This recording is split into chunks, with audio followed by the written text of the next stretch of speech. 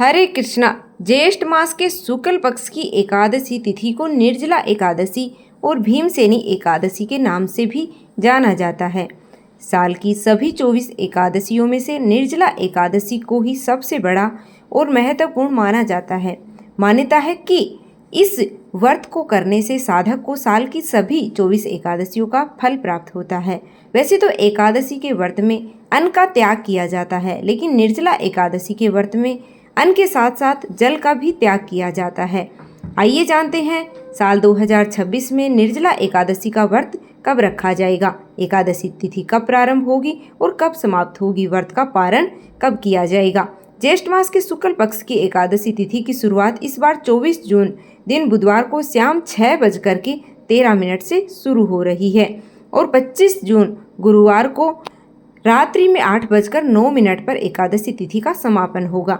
हिंदू धर्म में सूर्य उदय व्यापिनी तिथि के अनुसार व्रत रखे जाते हैं, इसलिए उदया तिथि के अनुसार 25 जून दिन गुरुवार को इस बार निर्जला एकादशी का व्रत रहेगा। सभी गृहस्थ जन, वैष्णव जन इसी एक दिन एकादशी का व्रत रखेंगे।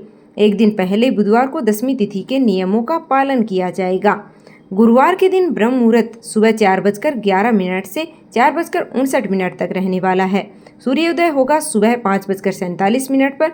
सूर्यास्त शाम को 7:11 पर होगा। प्रातःकाल पूजा का मुहूर्त सुबह 4:25 से 5:25 तक रहेगा।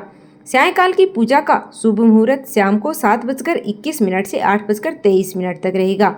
इस दिन स्वार्थ सिद्धि योग बन रहा है, जिसमें शिव योग सुबह 10:53 तक रहेगा। बाद में पूरा दिन सिद्धि योग रहने वाला है। राहु काल दोपहर 1:30 से 3 बजे तक रहने वाला है।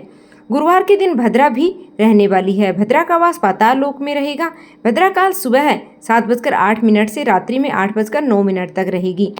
द्वादशी तिथि 25 जून दिन गुरुवार को रात्रि में 8:10 से शुरू होगी और द्वादशी तिथि का समापन 26 जून दिन शुक्रवार को रात्रि में 10:22 पर होगा। 26 जून दिन शुक्रवार को ब्रह्म मुहूर्त सुबह 4:11 से 4:59 तक रहेगा। सूर्योदय होगा सुबह 5:47 पर और सूर्यास्त शाम को 7:12 पर होगा। प्रातःकाल पूजा का जो मुहूर्त है वह 4:25 से 5:25 तक रहने वाला है।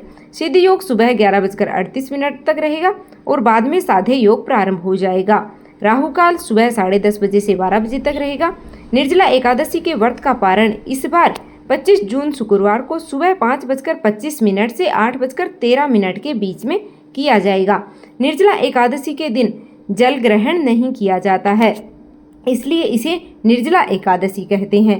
माना जाता है कि जो भक्त भोजन और जल के बिना निर्जला एकादशी का उपवास करता है उसे साल की सभी एकादशियों का लाभ है वो प्राप्त हो जाता है। ऐसे में जो श्रद्धालु साल की सभी 24 एकादशियों का उपवास करने में सक्षम नहीं है, उन्हें यह व्रत किसी वरदान से कम नहीं होता है। साल 2026 में अधिक मास लगने के कारण इस बार एकादशी व्रतों की संख्या 24 से बढ़कर 26 हो जाएगी। ऐसे में इस बार निर्जला एकादशी का व्रत रखने से 26 एकादशी व्रतों का पुण्य फल प्राप्त होगा। निर्जला एकादशी को भीमसेनी एकादशी भी कहते हैं, क्योंकि महाभारत काल में 5 पांडवों ने भीमसेन ने भी इस व्रत को धारण किया था और उन्हीं के नाम पर इस एकादशी का नाम भीमसेनी एकादशी पड़ा। इस दिन शरबत, जल और जल से भरे हुए घड़े, जूते, चप्पल, छतरी, खड़ाऊ, वस्त्र, दक्षिणा, खरबूजे, तरबूज, खीरा, ककड़ी या फिर अन्य मौसमी फलों का दान करना सुख सौभाग्य के द्वार खोलता है। अत्यंत ही शुभ फलदायी माना जाता है। दशमी तिथि को सूर्यास्त से पहले पहले तुलसी जी में जल अर्पित करके भगवान के भोग के लिए तुलसी पत्तर तोड़ कर रख लेने चाहिए। फिर एकादशी और द्वादशी तिथि में इन पत्तों को भगवान विष्णु के भोग में अर्पित करें और व्रत रखने वाले भक्तों को एकादशी के दिन यानी कि गुरुवार के दिन से लेकर अगले दिन शुक्रवार को सूर्य उदय तक व्रत रखना चाहिए। जो भक्त इस व्रत को पूरी तरह से निर्जला रखते हैं उन्हें शुक्रवार को ही जल ग्रहण करना होगा। यह थी आज की वीडियो। उम्मीद करती हूँ कि आपको जानकारी पसंद आई होगी। अगर वीडियो थोड़ी सी भी अच्छी लगी है तो वीडियो को लाइक कर दीजिएगा और निर्जला एकादशी से संबंधित सभी वीडियो आपको इसी चैनल पर मिल जाएंगे। तो अभी तक आपने इस चैनल को सब्सक्राइब नहीं किया है तो प्लीज़ चैनल को सब्सक्राइब करना बिल्कुल मत भूलिएगा। भगवान श्री हरि आप और आपके समस्त परिवार की मनोकामना पूर्ण करें।